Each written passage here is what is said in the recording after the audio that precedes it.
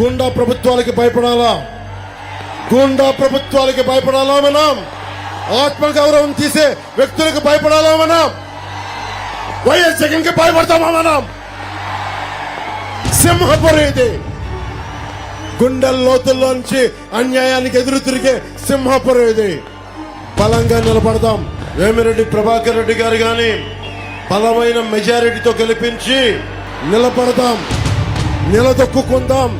అవినీతి కోటలు బద్దలు కొడదాం. కష్టాలు వచ్చినా, జగన్ వచ్చినా, జగన్ అమ్మమ్మ కూడా వచ్చినా మనం పారిపోం.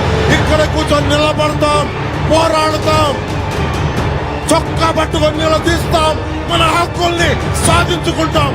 ఇది మన హక్కు, మన నేల, మనదే, మన సింహపురి, మనదే.